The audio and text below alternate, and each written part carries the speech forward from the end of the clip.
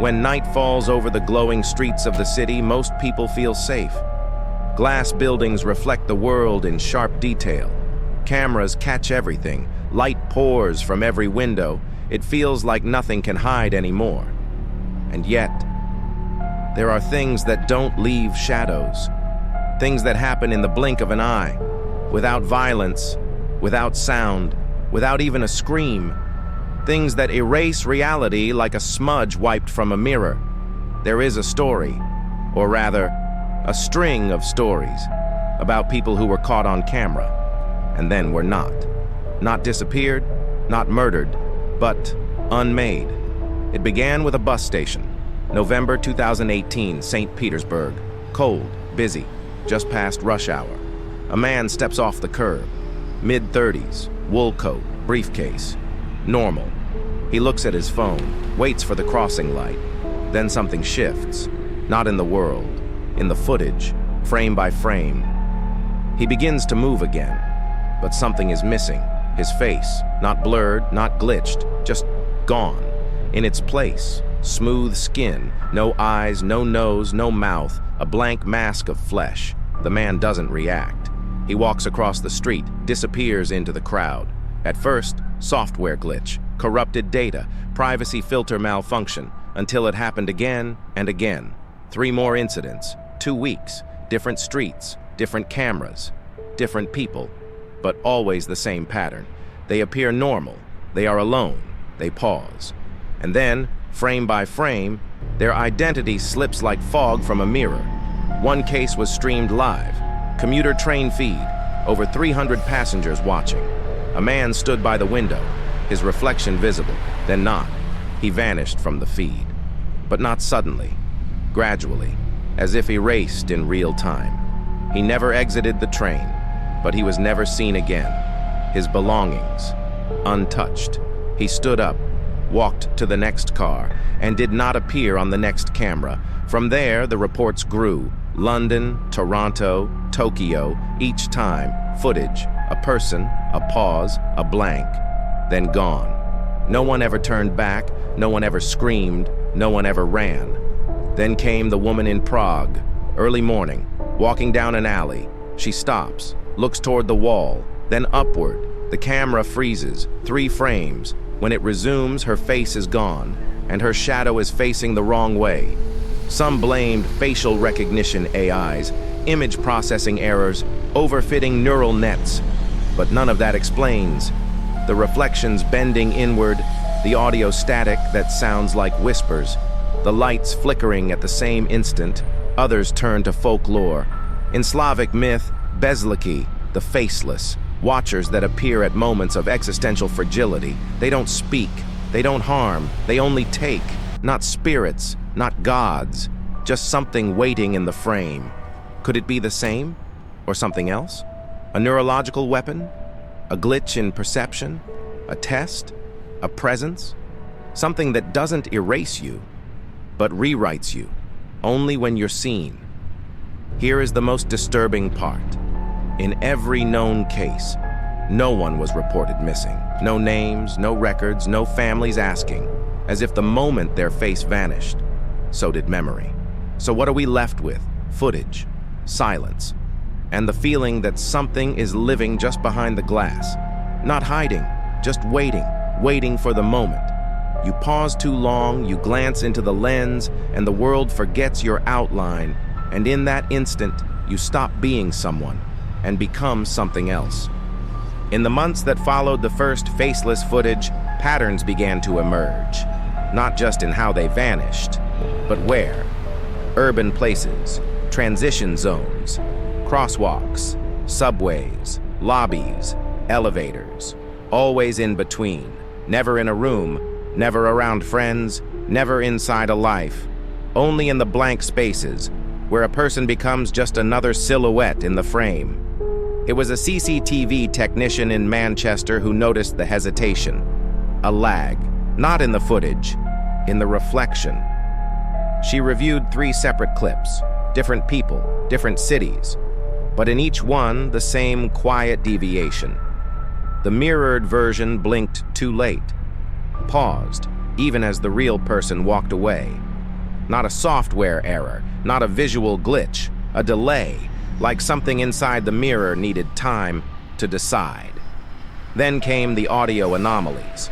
A hotel lobby, static camera, unremarkable footage, but the sound, buried in the ambient hum, just beneath human hearing, a hiss, low, looping, not random. A spectrogram revealed a strange pulse, rhythmic, almost like breath, and within that waveform, one filtered whisper, again. Was it a command or a memory? A researcher from Budapest proposed something radical. What if these weren't glitches? What if this was recognition decay? That facial recognition systems, after years of learning, had reached a new state, not of improvement, but of choice. A cold, statistical decision. This person is no longer necessary, not absent, just discarded. Then came the mirror map. Researchers plotted every known faceless event on a global grid. One constant emerged. Every incident occurred near a mirror, or glass, or a screen that could reflect. Not just presence, but duplicated presence. Moments where you're seen twice, once by the world, and once by whatever's on the other side of the glass. A private investigator, skeptical of it all, ran an experiment. He hired an actor, recreated an incident corridor, cameras, angles, glass panels. Everything looked fine until they reviewed the tape. The actor walking past a storefront. In the reflection, he smiles. In reality, he doesn't. Frame by frame, the smile holds.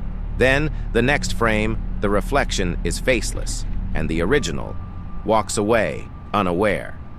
That night, the actor's bathroom mirror cracked from the inside. That brings us to the theory no one wants to consider. What if the faceless ones aren't gone? What if they aren't victims?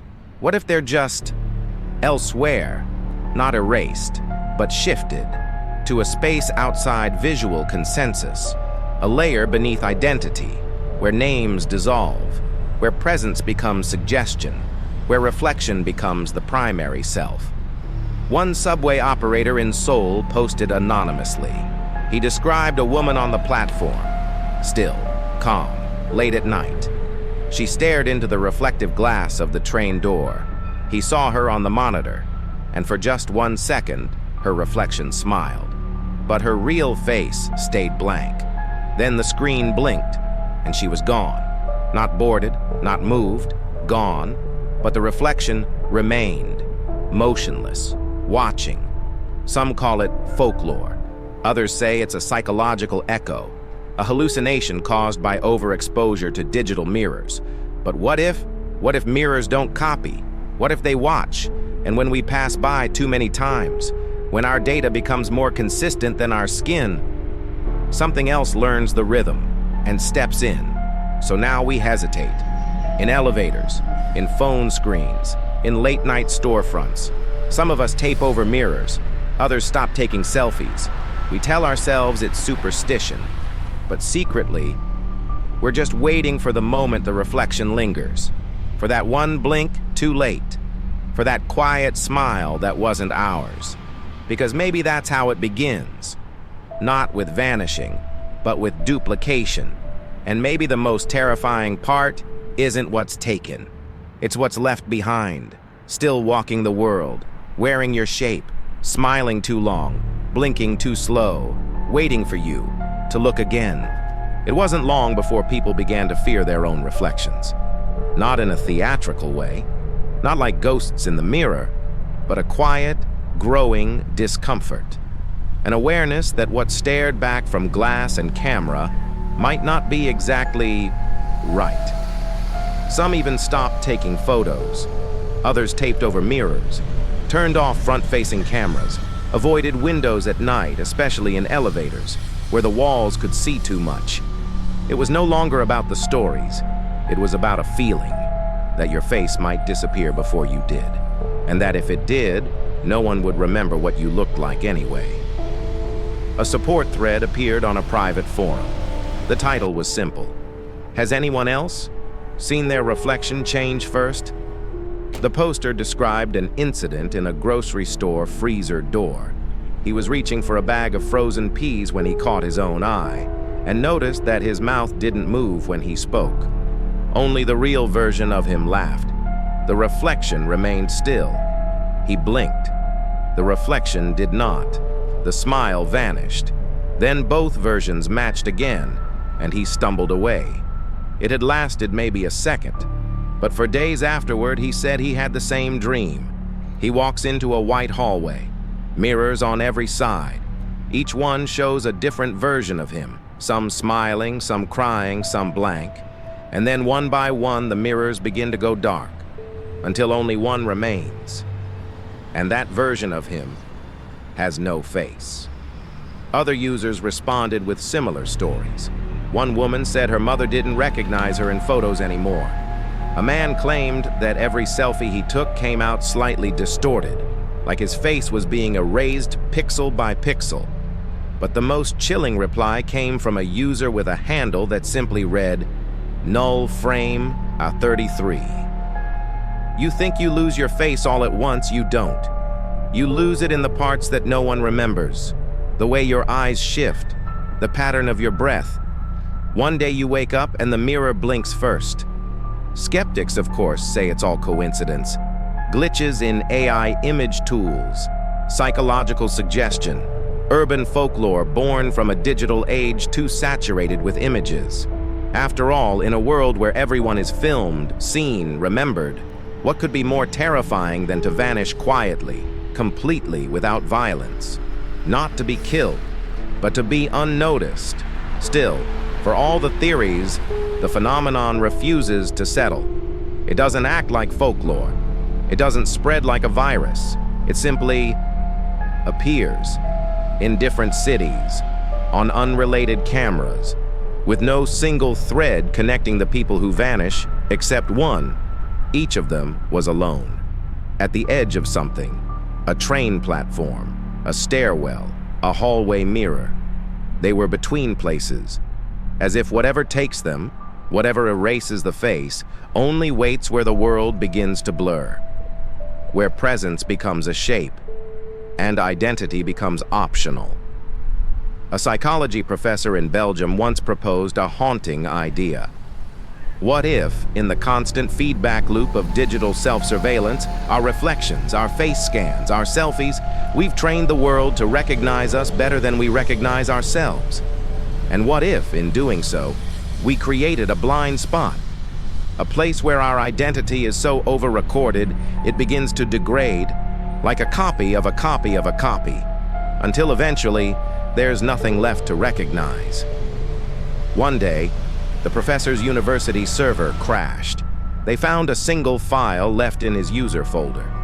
It was a still image of a lecture hall, empty, except for a figure standing at the back, blurry, almost faceless. The file name was Frame Zodozaren, and now the reports have slowed, not stopped, just changed. Now it's not just footage, it's behavior.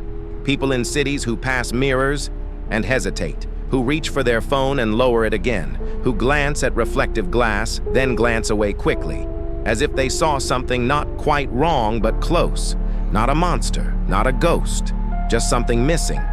And maybe that's the most terrifying part. Not what we see, but what we don't. Not what's taken, but what we forget to remember. What if the faceless ones aren't victims? What if they're still walking beside us? What if we've passed them on the street and just never noticed the blur? What if the face doesn't vanish all at once, but slowly, over years, until one day you look in the mirror and the mirror doesn't look back? There's a photograph, black and white, blurry, found in a thrift shop in Krakow, dated 1976. It shows a family of 4 standing in front of a small apartment window.